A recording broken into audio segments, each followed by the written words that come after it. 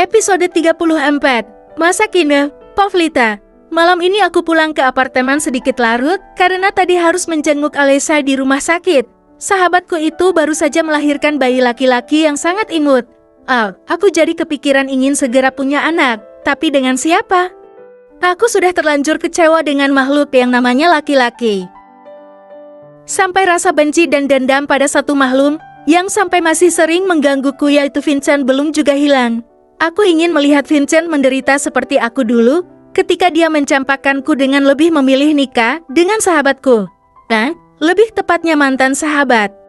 Dendamku pada dua orang itu masih membara dan aku ingin Vincent juga mengalami luka dalam seperti yang dulu aku rasanya.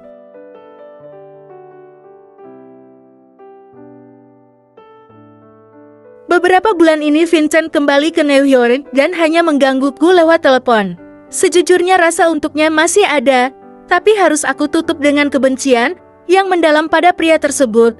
Aku tidak ingin dia dengan mudah bisa mendapatkanku lagi. Saat ini aku sudah selesai mandi dan mengambil piyama untuk tidur. Sejujurnya hari ini aku begitu lelah. Banyak sekali pemesanan mobil terbaru kami, dan itu membuat pabrik begitu kelelahan mengatasi membludaknya konsumen. Kalau ada yang belum tahu apa pekerjaanku, aku memiliki showroom mobil dan bekerja sama dengan salah satu perusahaan otomotif di Jepang. Sepertinya aku harus segera tidur. Besok ada pertemuan dengan salah satu CA dari perusahaan otomotif yang akan melakukan kerjasama denganku. Ada sebuah pesan singkat di ponselku dari nomor Asia. Sebenarnya aku tidak mau peduli dengan pesan itu.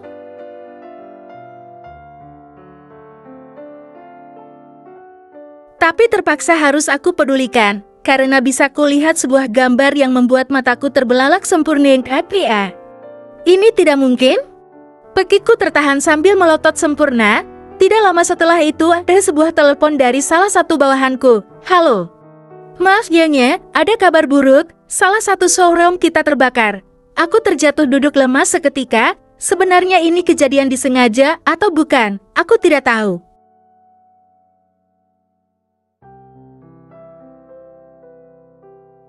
Tapi kita sudah lapor polisi dan sedang diselidiki. Baiklah, aku serahkan semua padamu Mark. Mark adalah orang kepercayaanku, dia sudah lama bekerja dengan kedua orang tuaku sebelum mereka meninggal dan kemudian mewarisi bisnis ini untukku. Sepertinya malam ini aku tidak bisa tidur dengan tenang, padahal aku sangat lelah. Ya Tuhan.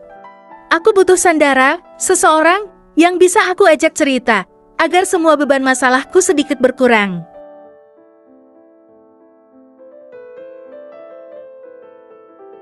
Keesokan harinya, aku langsung bergegas ke showroom untuk melihat kondisinya terkini. Aku tercengang dan tidak bisa menjerit. Rasanya suaraku tercekat di tenggorokan karena aku bisa melihat tidak ada yang tersisa di showroom ini. Ya Tuhan. Pilona, silahkan minumannya. Mark memberikanku botol mineral. Mungkin dia melihatku berkeringat dan pucat pasi seperti mayat. Seluruh asetku di showroom ini ludes terbakar tak bersisa. Kekayaanku yang mencapai miliaran dolar hilang begitu saja Nona.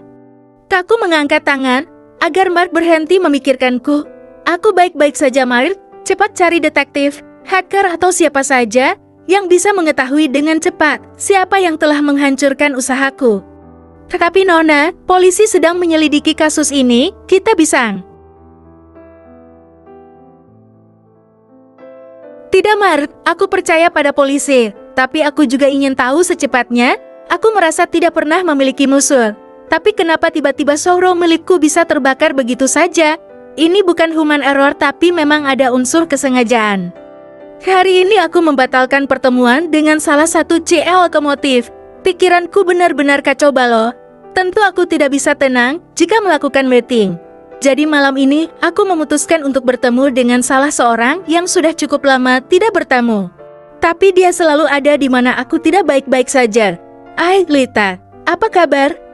Aku turut berduka dengan apa yang terjadi dengan showroom milikmu, ujar seorang pria yang sudah kuanggap sebagai kakakku sendiri. Kabarku tidak baik, aku sungguh pusing Daniel.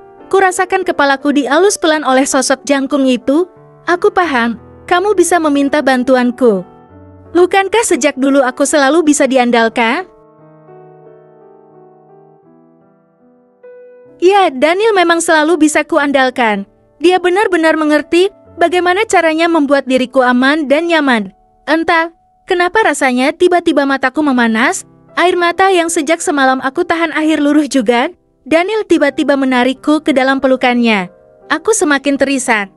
Rasanya begitu sakit saat melihat bagaimana usaha yang sejak dulu dirintis dari awal oleh kedua orang tuaku hilang sudah. Menangislah, mumpung aku masih di sini. Daniel mengecup kepalaku sambil mendekap tubuhku erat. Tapi tiba-tiba aku merasakan sebuah tarikan, dan tubuh ini terlepas dari pelukan Daniel. Buge. Brengsek. Go away from her. Aku terkejut saat melihat siapa yang memukul wajah Daniel. Vincent. Apa yang kau lakukan? Bersambung.